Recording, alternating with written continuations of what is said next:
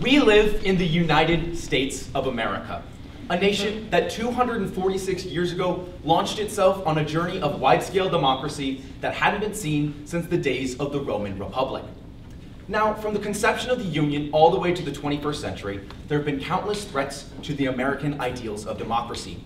Whether this was originally fighting for our freedom against the British Crown or combating fascism in Europe during the 40s, we've always been up to the task for fighting for our freedom. But as we continue marching into the modern age of America, the threats have only evolved, but it seems our way to fight this has only diminished. Now, I'd like to take a moment to introduce the idea that one of the greatest threats to our democracy isn't some sort of culture war or enemy overseas, but are the various interest groups that occupy our union.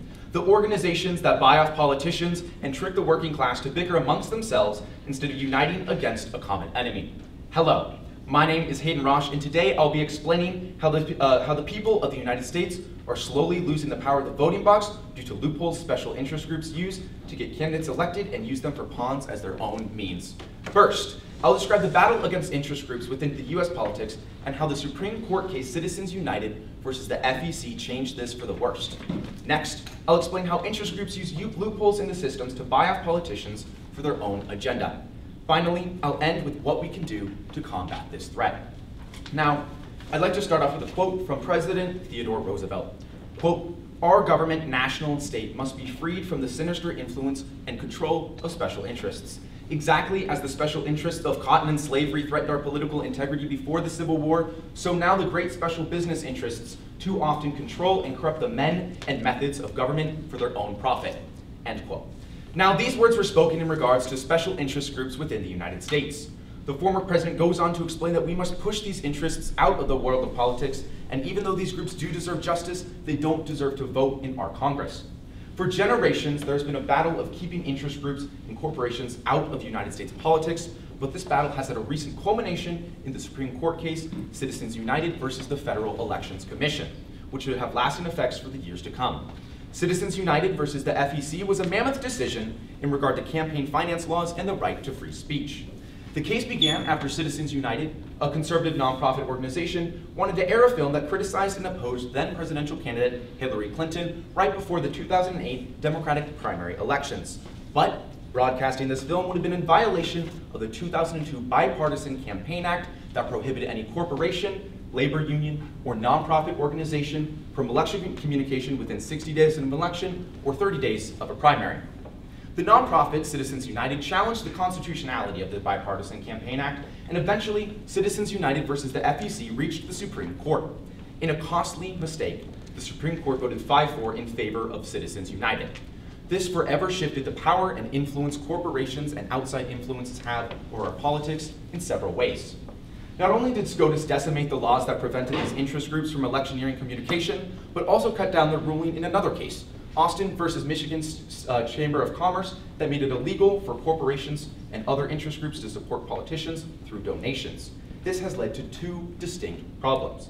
For one, the lack of regulation creates a situation where campaign money can be coming from untrackable organizations both inside our country as well as foreign powers alike.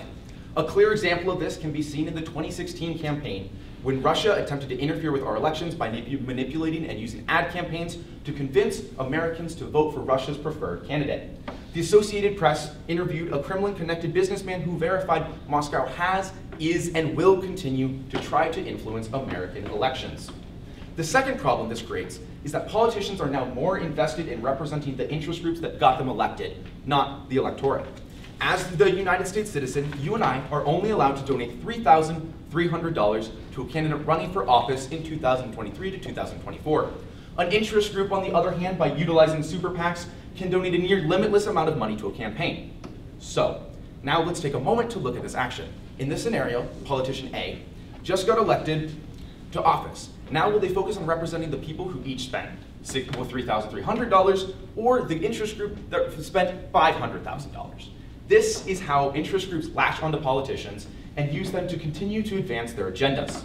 Now, the Supreme Court's logic was that organizations such as corporations and unions are made up of real people and thus should receive the same right. But we need to challenge this assumption. While the people that make up these institutions absolutely have the rights, the company or union itself shouldn't be given such privileges. Now, The notion that corporations are people too only gives more power to those already dangerously powerful organizations. So, with all this in mind, how can we swing the pendulum back towards a democracy in which our representatives truly uphold our values and beliefs?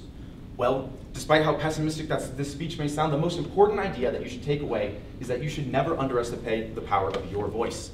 Even though the odds are stacked against us, we, the people, still have the power to change how our government operates. First, we need to invest more assets into the Federal Elections Commission.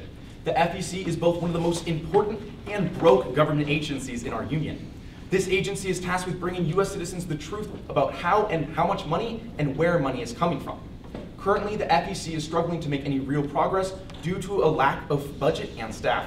But if we were able to secure these resources for the FEC, we'd be able to better do their job of tracking where all this dark money is coming from. Next, we must pass some sort of legislation clarifying that these entities, while made up of people, are not people themselves and should not be given the same rights as you or I. Lastly, the most important task is that we have to get Citizens United versus the Federal Elections Committee overturned by the Supreme Court. Without doing this, we won't be able to compete with the special interest groups that take advantage of the loopholes in the system. Now, I know that this is a daunting task, but together, each and every person in this room, our families, our friends, our coworkers, our neighbors, together, we can create a system and a future that works for us, the people of the United States.